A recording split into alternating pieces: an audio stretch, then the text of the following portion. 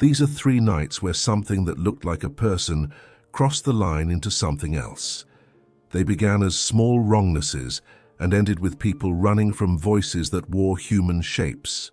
Welcome to the Black Hour Stories. Tonight, the desert is thin and cold, and the dark sits low like an animal. 3 separate nights, 3 ordinary people who met something that walked like a human but did not belong inside one. Each story moves quick and hard. You'll feel the terror arrive and spread. Stay with it. Our first title of the night is The Thing on Highway 191. Darren had driven that stretch of Highway 191 so many times he could find the dips and bends by muscle memory. The cab of his truck smelled of older sweat and the metal tang of gasoline.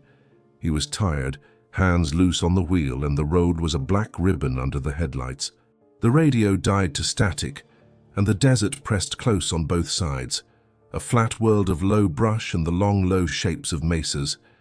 He first noticed motion as a smear at the edge of the beam, like a dog running with its head down. The thing moved wrong, not bounding but sliding. Darren eased off the gas and the truck hummed softer. When the high beams hit it, the shape froze and turned. For a moment, the world narrowed to the creature's face reflected in glass, skin that looked too thin, a mouth that wasn't set right, and eyes that held a dull glare. The face was almost human, almost a man he might have seen at a bar 2 towns over, but the angles were too sharp, the skin too taut over bone. He felt a cold shiver run from his collar to his wrists. He hit the brakes hard enough to feel the truck dip. The creature stood on its hind limbs like a person, then straightened up and walked to the center of the road. Its arms were too long, its knees bent at odd angles. When it looked at him, it did not blink. It moved its head in a slow, deliberate way, like something testing a mask. Darren threw the truck into gear and peeled away. Gravel spat up behind them. For a few minutes, the only sound was the engine and the ragged breathing in his chest. Then he saw it again in the rear view, chasing, using long, actorish bounds that should have been clumsy, but were not. The thing closed ground like it knew how to hunt cars. The highway cut through open land, no easy places to hide. He drove until his palms cramped. At a gas station with one flickering light, the clerk looked at him with a blank stare, as if Darren had walked out of a fever dream. Darren's hands smelled like sour ash. On the hood, under a smear of dust, there were patches of blackened fine hair stuck to the paint like singed fur. He scrubbed at it, but the smell was sticky and deep. That night at a motel, the noise in the vents sounded like scratching, and a voice that tried to speak his name but came out wrong, metallic, like a radio with a loose wire. Neighbors later described a silhouette on the road the same week, seen by another driver, who swore the thing had run upright past his headlights like the legs were made of rope. The town started putting up warnings, not official, but a whisper. Do not stop on Highway 191 at night. The people who'd seen it said the creature imitated calls, someone you loved, someone who had once sat beside you, so you would open a door or slow down. Darren tried to explain to himself that stress and miles had warped his mind. When he went back months later to face that section of highway in daylight, the road looked normal, plain, like a strip of ribbon tied to nothing. Still, when he drove through at night again, he kept his windows up and the radio on a steady station, a bright human chatter to drown the wrongness. Once, at 2:13 a.m., the radio garbled, and a voice slid under the song, whispering his name. He did not answer. It learns the shape of people it wants you to trust. Story 2 is The Sheep Herder's Fire.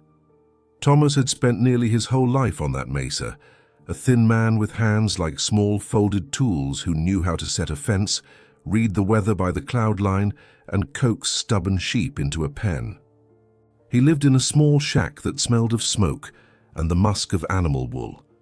The plains around his place were pale under moonlight, and the canyon far below was a black gap that swallowed sound. One evening in late September, after a storm had passed and the sky smelled clean, Thomas sat by his fire and patched a loose seam in a blanket. The sheep grazed in a scatter, their silhouettes low and round against the land.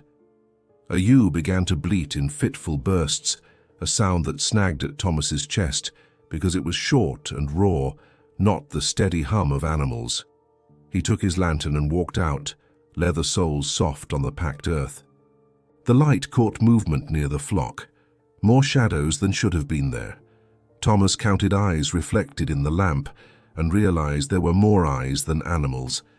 In the beam crouched a shape that paused like an animal caught mid-motion. It had the back of a dog or coyote patched with torn hide, and on that hide something else lay, stitched hair, a false coat. The creature did not look up. Thomas called out in Navajo, a sound like a rolling stone, a way to say, "Get away clean and quick." The figure rose slowly. It took the shape of a man at first, then the outline wavered and became something else, all joints bending wrong. It wasn't wearing clothes. It wore skins nailed and seamed to a frame of bones and wire. The face that showed through was half a human face and half a mask of hide, the mouth trembling as if to form words it had learned by listening. Thomas heard a voice, a woman's voice coming from the thing. It used the cadence and the small pet names of people who had once lived near him. It called the name of a woman Thomas had loved and buried years before. The sound stabbed him because he had moved away, burying that grief in the labor of mending and counting, and now it had come back in the wrong mouth. He slammed his lantern down and ran to his door, bolting it with 2 deadbolts and a length of chain. The fire outside guttered under sudden wind. The creature paced the fence, tapping and whispering through the cracks, and then it sang, a crooked lullaby with the wrong words. All night, the sound circled his house, sometimes at the window, sometimes at his ear, like a thing learning how to mimic human sorrow. At dawn, he stepped out and found every sheep dead, their flanks torn and hung from posts. Hides were stripped clean and nailed up like flags. Some hides had been sewn together into crude, shrouded forms that crouched near the fence, staring into the light with empty sockets. The smell was hot and sour, metal and singed wool. He vomited and then went back in his house and packed a small bag, while the land was still pale with mourning. Over the next days, others came by. A friend with a pickup who refused to get out. Kids who told stories they had heard whispered at the feed store. Thomas's neighbor, an old woman, said no one should leave the dead to rot out here because things learn from what they find. They all said the same thing in different words. The creature had made skins to wear, skins that smelled almost like human. It tried on voices, and it learned to use them. Thomas left his house the way a man leaves a small altar, with one last look at the yard and the fence hung with unnatural flags. He moved into a town trailer where the walls were thin and filled with other people's sounds.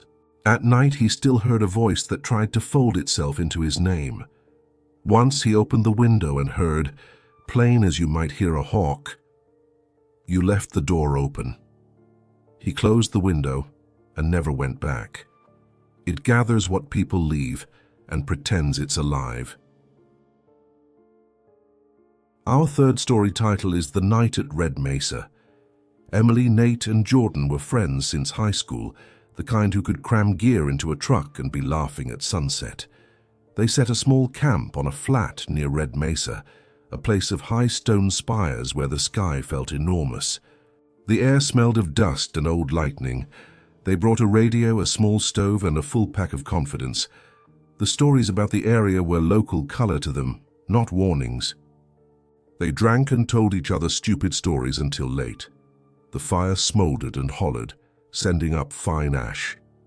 Around 2 in the morning, Jordan said he would go get more wood. He walked away into the dark, and the flame light slid along his jacket for a long moment, and then nothing.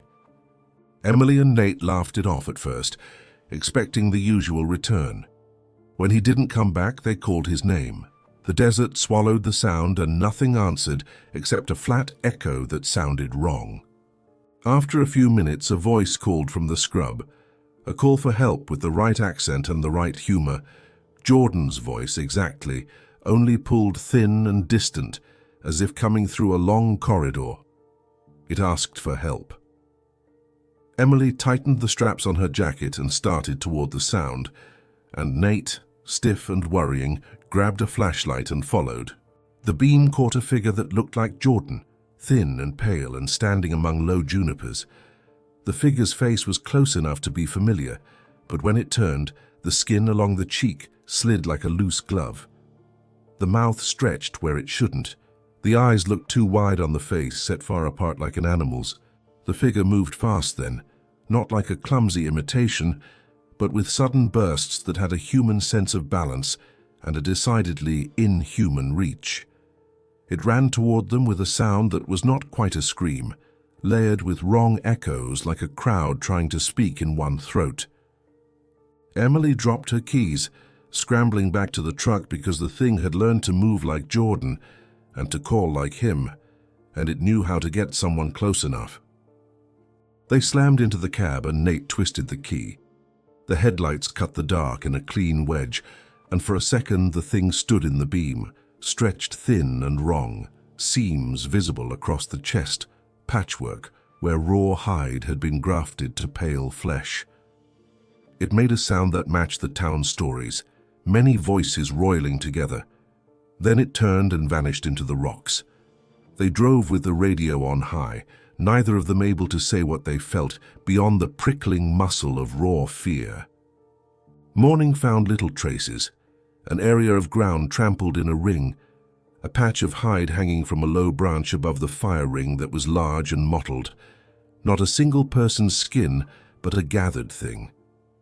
There were footprints leading off in different directions, and a bare place where someone had been.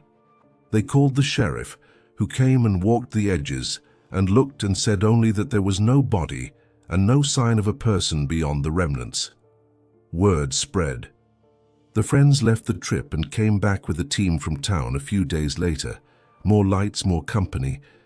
But the land had a different tone. Local trackers told them not to sleep on flat ground and warned them about imitations, how some things would come making sounds that were safe until they were not. Hunters in a nearby town said that sometimes these things followed highways and campgrounds, learning the rhythm of people. They learned to say help and friend and your name, and they use it to close the distance. Months after that night, Emily woke in her apartment certain she heard someone calling from the darkness of her hallway with a timbre like Jordan's laugh. She forced herself not to answer, and the sound faded. Nate moved away from the county line and told strangers he was moving to start anew. They all agreed never to go back to that patch of flat land at Red Mesa where the earth seemed to remember and keep making itself into skin. It practices voices until you can't tell the lie from the person. 3 nights, 3 different deserts, 3 ways something slipped between being human and being a thing, wearing humanity like a coat. They moved fast and they learned fast. They used the sounds people trusted and the scraps people left behind. If you ever hear someone call your name in the dark and it doesn't feel right, don't answer. Tell us where you're listening from in the comments. If you like nights like this, like and subscribe to the Black Hour Stories for more. Good night.